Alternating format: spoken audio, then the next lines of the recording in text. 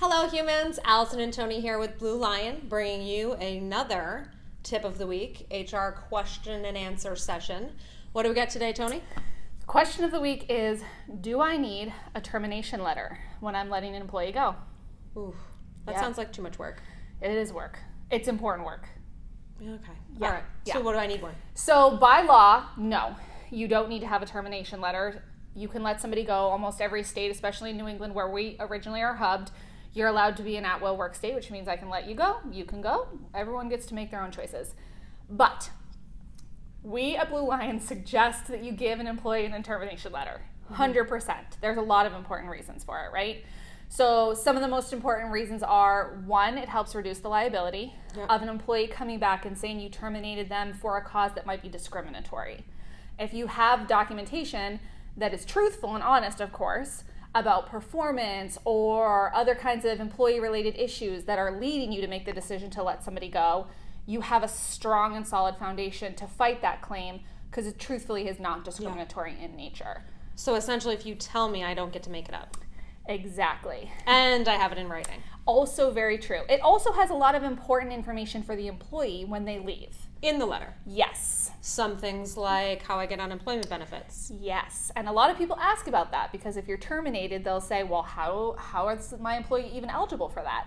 I always say, we don't get to naturally decide who is and is not eligible for unemployment.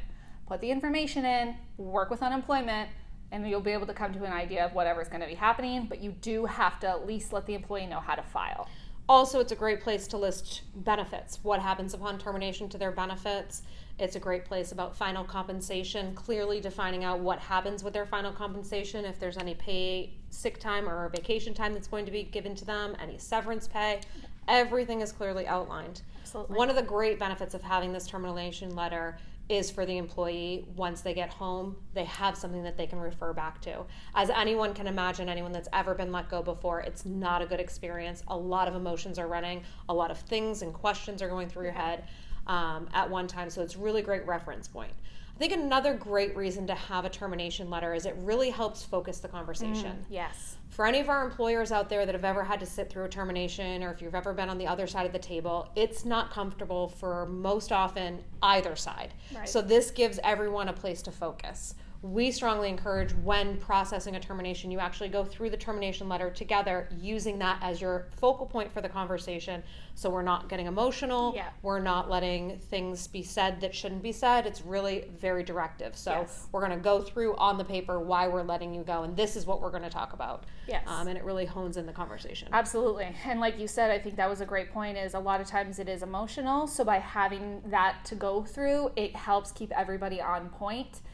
Oftentimes, too, if you're letting somebody go for performance and you didn't necessarily do the pre-steps of documenting corrective actions, performance improvements, they're maybe shocked. They may be, feeling a lot of different things, and they may say a lot of different things. So the other important thing to keep in mind is to never do a termination alone.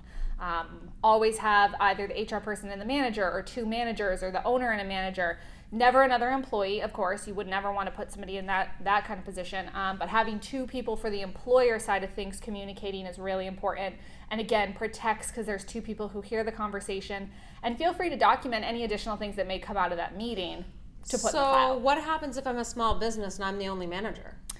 Great question. If you're not sure what to do and you have nobody else to help you, BlueLion can absolutely support you in this process. This is one of those things where maybe you don't need a full-time person, especially if you're a small enough business that you only have one manager who might also be an owner. We can come in and assist you with these kinds of things, help document the letter, make sure that you have everything in compliance, make sure you reduce your liability, and assist with those conversations when necessary. Awesome. So to sum it up, yes, we recommend having a termination letter, even if it's not required by law in your state.